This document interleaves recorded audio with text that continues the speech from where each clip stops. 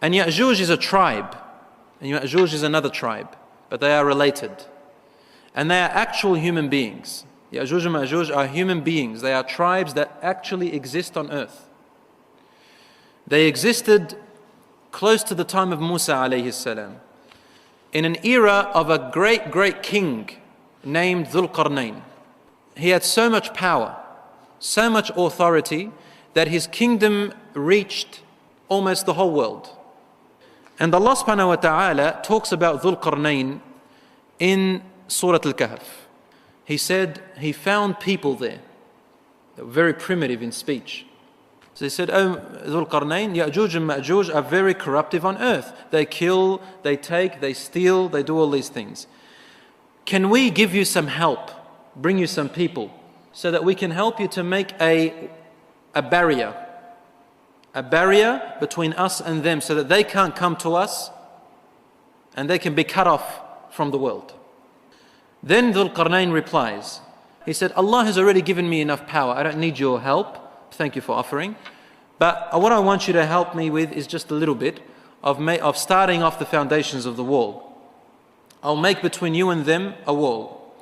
So the whole idea here, Allah is telling us that He built a wall or a barrier or a dam, something that was so strong, so impermeable, that nothing can reach and nothing can come, nothing can break it down anymore. No climate, no people, no weaponry, nothing. And when Dhul Qarnayn looked at the people, they looked at this wall and they said, "Wow, this is a very strong wall." And Dhul Qarnayn wanted to teach them a lesson. Finally, he said, قَالَ هَذَا رَحْمَةٌ مِّن رَبِّي. This is a mercy from your Lord for now. But when the promise of my Lord has arrived, Allah has decreed something that's going to happen. Allah will make this wall destroyed. He will destroy it. Dakka, meaning it will be level with the ground. The promise of my Lord is truly going to come, no doubt. The Prophet ﷺ, in the Sahihain, in Bukhari and Muslim, the Prophet ﷺ woke up one afternoon, very frightened, or very concerned, fazi'an, like he was concerned, shocked. And he said, "La ilaha illallah," out of shock. Woe to the Arabs from a bad thing that has come very near. Today, the wall of Yajuj and Majuj has been opened as much as this. And he made a ring with his fingers. He said, "This much has been passed through the wall of Yajuj and Majuj."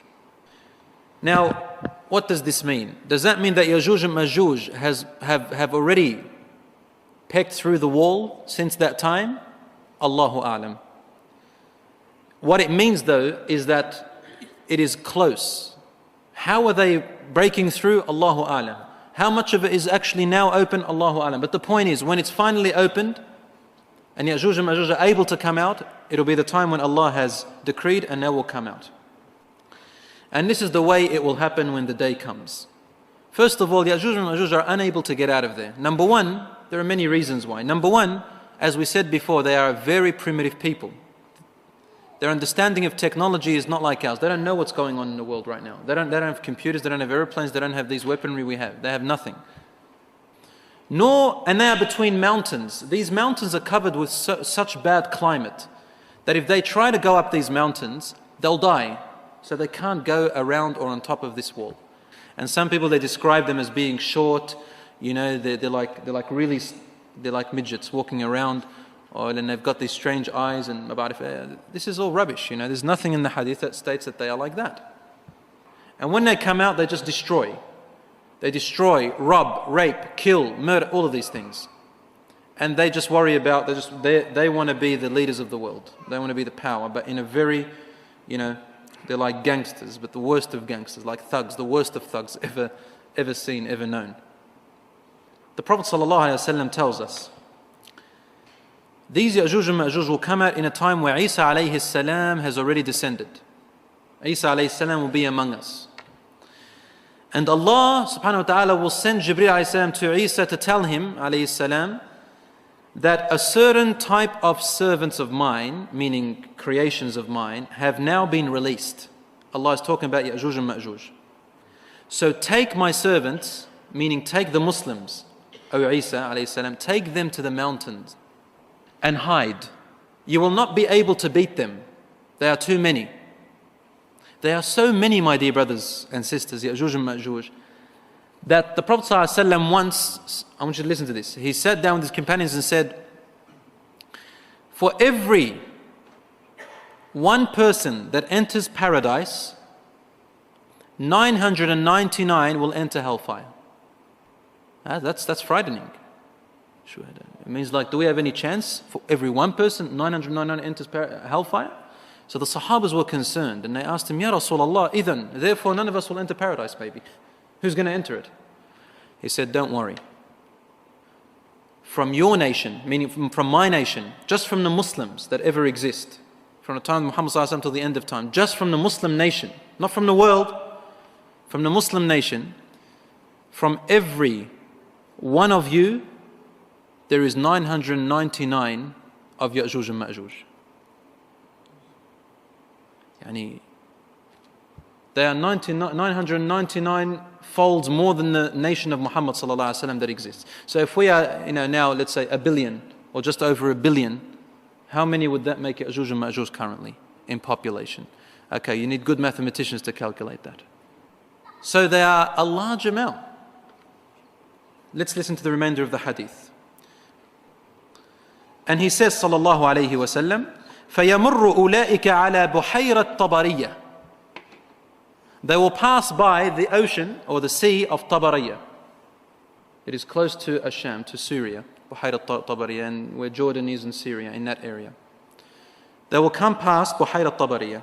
And what happens there? فَيَشْرَبُونَ مَا فِيهَا. They will drink every bit of water that's in it. وَيَمُرُّ آخِرُهُمْ. Now they're coming, like group after group, because there's a large amount of them. So the first amount of them will drink it all. And then either in the same day or a few days later, the other group is still coming. And they'll come to the same Buhayra, this little sea, and they won't find any water in it. They drank it all. They will say, we think that there was once upon a time water here. Okay, this indicates that they are phenomenally large population. He said, Isa and his companions will be imprisoned. Imprisoned meaning they'll be restricted to the mountains. We will have no way to get to food. فَيَرْغَبُ إِلَى اللَّهِ عِيسَى وَأَصْحَابَهُ. Then Isa and his companions will start supplicating to Allah. They'll make dua to Allah because they'll be in such a hard time. Allah subhanahu wa ta'ala will respond to the dua of Isa and his companions, and he will send a disease, a worm. Naghaf is a worm, type of worm or a type of parasite that will come out of the necks of the Yajuj and Majuj as a disease. It'll be in their necks. That's where the disease will be situated. And then they will all look like as if they have been killed all at once. Like you're in a battle and they'd be killed all at once. They'll all die wherever they are on earth. Then Isa alayhi salam and his companions will be told to come down. How will they be told? Isa alayhi salam will send a man. He'll say, who of you will volunteer to go down and check if Yajuj and Majuj are dead or still alive? But if you go down, it means you're sacrificing yourself. If they're alive, they're going to kill you. So one man will go down and find that they're all dead, and he will tell Isa alayhi salam, and then Isa alayhi salam, this will be a cause for him and his companions to descend from the mountains and come back on earth to eat and drink and live. Then Isa alayhi salam and his companions will ask Allah again to remove these people from there. So then Allah sends طَيْرًا كَأَعْنَاقِ الْبُخْتِ. He will send birds that have necks like the necks of vultures. فَتَحْمِلُهُمْ. It will carry their bodies. And this indicates to us that either their bodies are small in build or that they would have decayed, decomposed to the point where they become light. And they throw their bodies places where Allah subhanahu wa ta'ala wills for them. Then Allah subhanahu wa ta'ala sends rain and it fertilizes the land and their stench is gone. This is Yajuj and Majuj. What's the wisdom behind it? Allah subhanahu wa ta'ala knows best, but they are one of the major signs that the end of the world has come very, very near.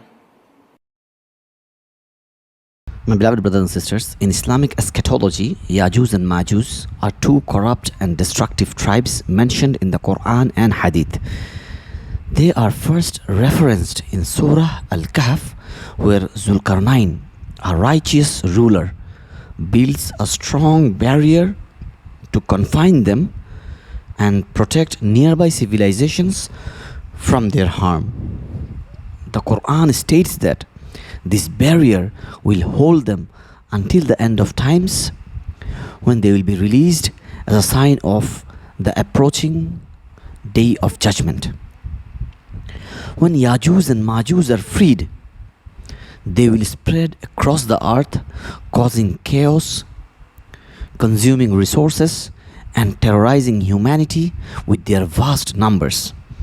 Their release is considered one of the major signs leading to the day of judgment, coming after other events like the appearance of the Dajjal and the return of Prophet Isa.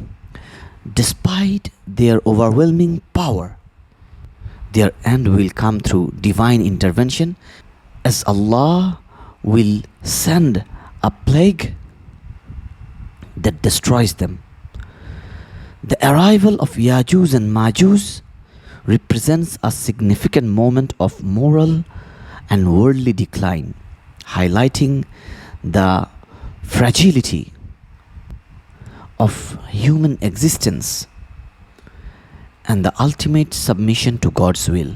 Their story serves as a reminder of the importance of the faith and preparedness for the final judgment, especially during times of great turmoil.